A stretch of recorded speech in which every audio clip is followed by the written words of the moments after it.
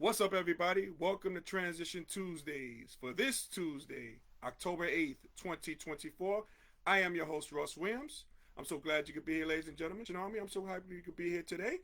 I'm quite aware, Transition Army, ladies and gentlemen, that you could be anywhere in this world today. I know you could be anywhere in this world today, but you decided to be here with me. And I appreciate that. And more importantly, I appreciate you. So, welcome to Transition Tuesdays, my friends. Welcome, welcome, welcome. We have an action packed show once again, but before we start the show, I'd love to state my intentions. And my intentions is to give you the opportunity to laugh, smile, think, and engage in honest conversations about your life's transition. And beyond. So that's what we do here on Transition Tuesdays. That is what we do here on Transition Tuesdays. So I'm so glad you guys are here. I'm going to give you guys a soul clap for making it. I appreciate you guys each and every Tuesday. We do what we do for the people. So I'm thanking you guys for being here on Transition Tuesdays. Man, oh man, oh man. And I'll be remiss if I didn't give a birthday shout out. Oh man, this guy here is a Transition Army soldier, man. This guy here, Mr. Charlie Nelson of Minnesota. Charlie, happy birthday to you, my brother. Welcome, welcome, welcome, man. Hopefully you can make the show. If not, I'm sure you're enjoying your birthday and many, many more. Many, many more. So let's get after it, ladies and gentlemen. In transition news, okay? A king shares the basketball court with his son. All right, let's talk about that a little bit. So, in a preseason game, NBA all-time leading scorer and 22-year NBA season veteran LeBron James took to the court with his son Bronny James. Man, now this feat took place on Bronny's 20th birthday. His 20th birthday. Man, oh man. So, but I asked the people the question. I mean, this is such an amazing feat. And speaking of somebody who's amazing, we got Felicia on the check-in from The Rock. Welcome, Felicia. Welcome, welcome, welcome. Oh my God. Speaking of amazing. Speaking of amazing, we got Felicia on the check-in. Working hard at work there too. I appreciate you for tuning in, sweetheart. Thank you, thank you, thank you, Miss Sweetheart, Miss Sweetness, I should say. So, man, what an amazing feat by LeBron James. This is gonna be when that was the preseason, but like the regular season is gonna be the first time in history this is gonna take place. A father and son playing together on the same team. Man, that's gonna be amazing. It's gonna be amazing in the NBA. I know Ken Griffey Jr. and his dad Senior, they did that one year. But again, this never took place in basketball. So this is going to be an amazing feat. It's going to be an amazing feat. So I asked you guys, Transition Army, why are so many people hating on this? You got people out of here, people on social media don't think this is a cool thing. Don't think, did LeBron James' son Bronny, did he earn it? You know what I mean? Did LeBron earn it? I don't know. But a lot of people are hating on this. People are hating on this. So Transition Army, are you guys one of the people that's hating on this? Is this a beautiful thing? You know, when we're about to witness history in the making? Man, how can people hate on? But some people are. Man, and again, keep in mind, this is only preseason. So let's say when this takes place during the regular season, and man, people gonna really flip their lids when the son Bryce is gonna come in the league, and they're gonna have two sons in the league at the same time. Hopefully, LeBron James will still be playing around. He still has something left in the tank, as we can all see from the Olympics and coming up on his 22nd year. How's people gonna feel about that when that takes place? Man, oh man, I tell you. So we shall see. We shall see. But I asked that question. Are you one of those people who hating? Why are you hating on greatness? Why are you hating on history? I don't know, but some people are doing that. Also in transition news, the W, as in the WNBA, is here to stay and is on fire. The WNBA is lit. The WNBA is lit. Let me tell you a couple of things on the WNBA. Now, the two-time defending champs, Las Vegas Aces, they were bounced out in the playoffs, no pun intended, but they were bounced out of the playoffs by the New York Liberty, right? There's a game 5 going on today, a winner-take-all game. The winner between the Minnesota Lynx and the Connecticut Sun, the winner plays against the New York Liberty. I'm thinking the Lynx will win this game tonight. This pivotal game 5, I think they'll win tonight. I think that'd be a tough matchup for the Liberty, but I think the Liberty will come out on top in the finals. The final starts on Thursday, but keep in mind if the Liberty does play the Lynx, they played in that Commissioner's Cup, and the Lynx won that one as for the best team. But the Liberty are clearly the best team, but we shall see. We'll see how Game 5 shapes up. Also in the W, attendance was up by 1,000%. 1,000%. Man, 60 Minutes did a piece on Caitlin Clark, the current Rookie of the Year, and the women of the NBA. Man, that's lit there. And there's going to be 2 expansion franchises on the way for the W to take part of. So, man, the WNBA is on fire. Man. So, the question I have for you, Transition Army, is like me, your host, Transition Tuesdays, Russell Williams, do you feel the NBA is, WNBA or the W is here to stay? Do you feel that the W is here to stay? I know I am. I am one of those people. I feel like the W is here to stay here. Yep. And I'll tell you why.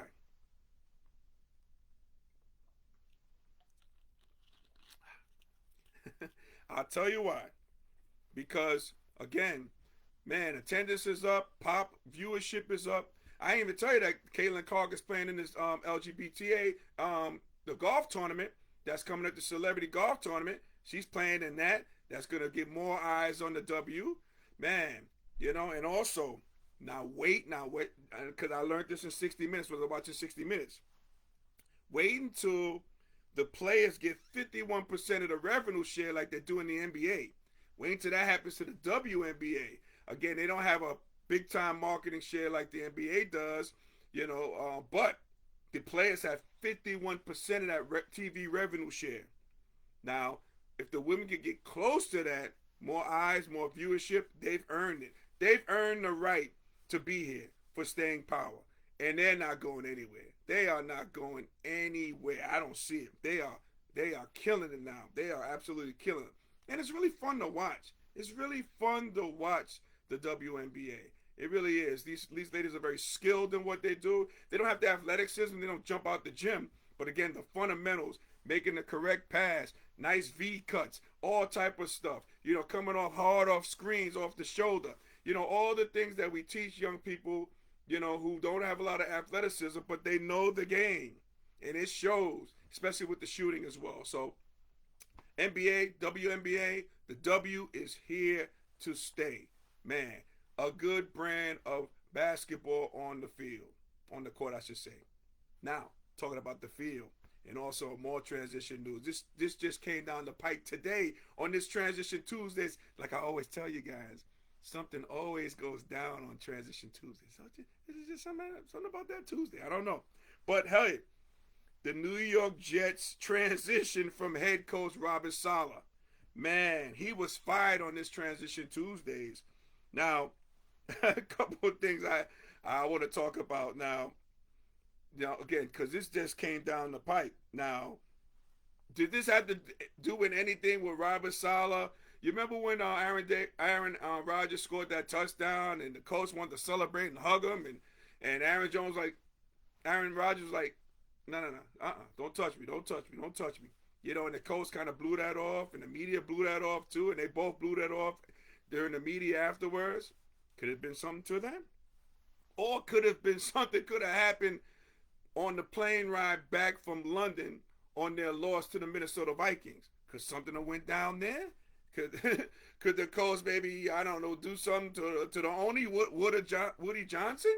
Did something take place on that plane? Man, in London, England? I don't know. But again, this is not looking good. It reeks as being like very panicky.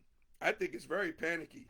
Man, so the question I asked you guys, Transition Army, was this a panic move on the Jets' part? Was this a panic move?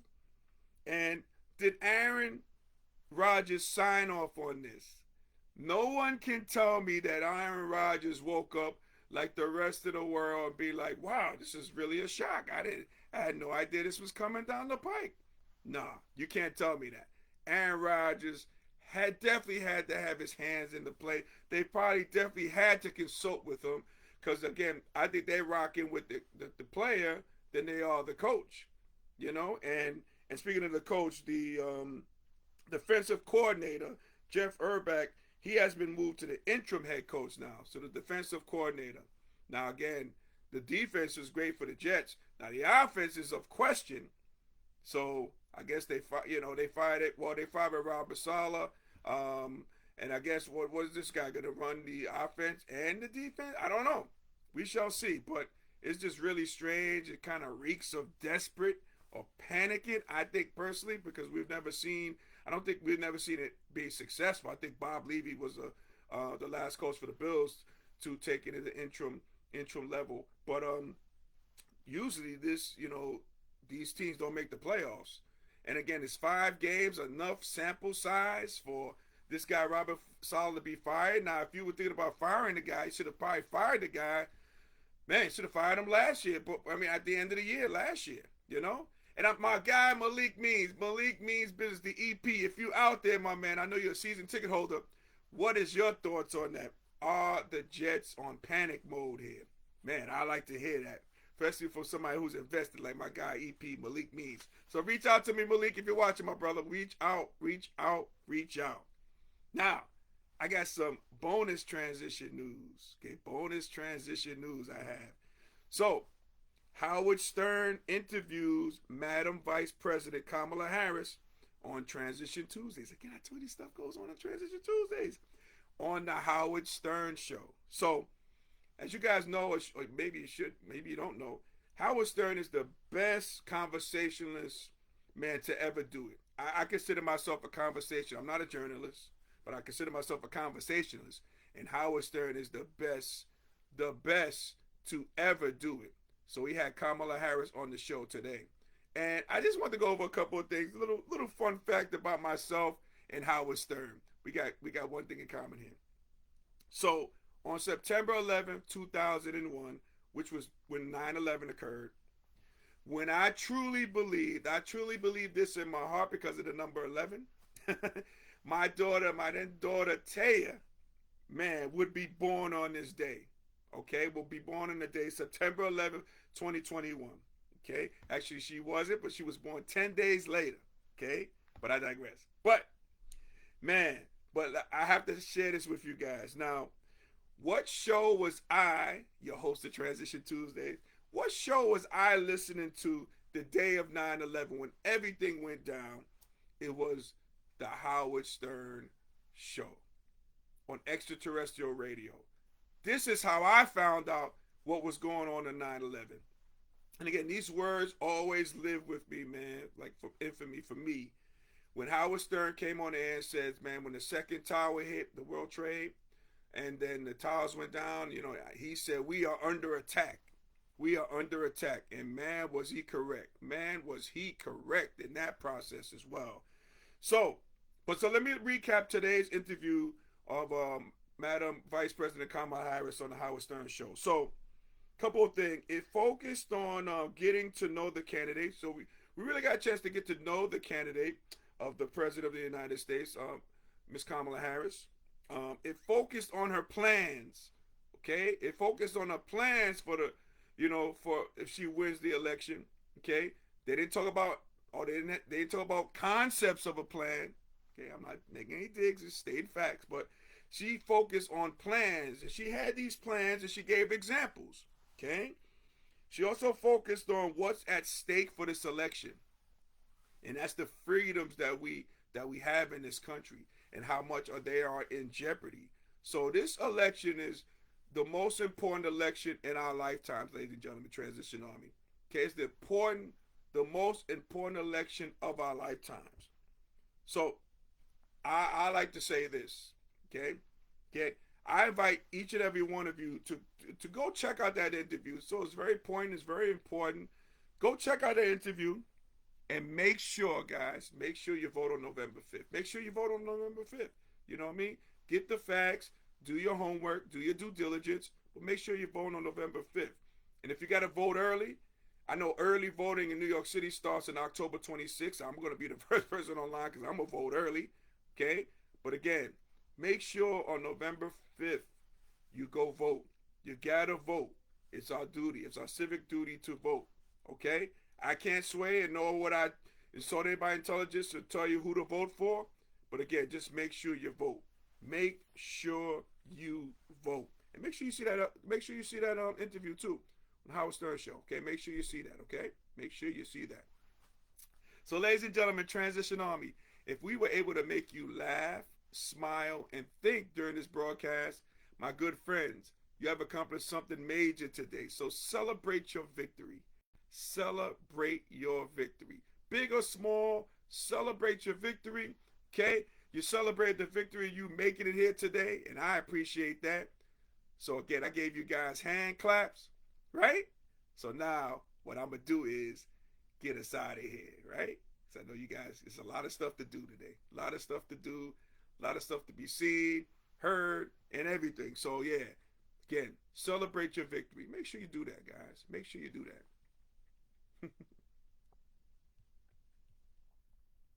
Okay.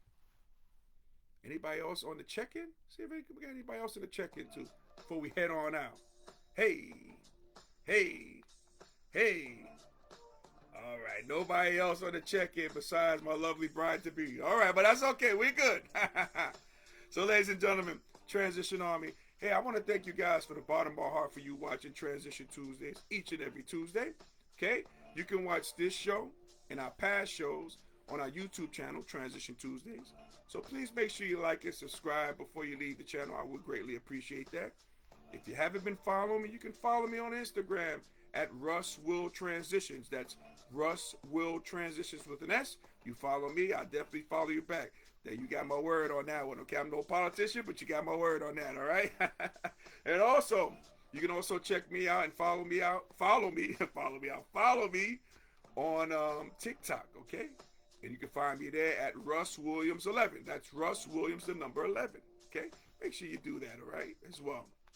Shout out to our corporate sponsor, Sweet Candy Cafe, located in downtown Lumberton, North Carolina, the home of Southern Sweetness.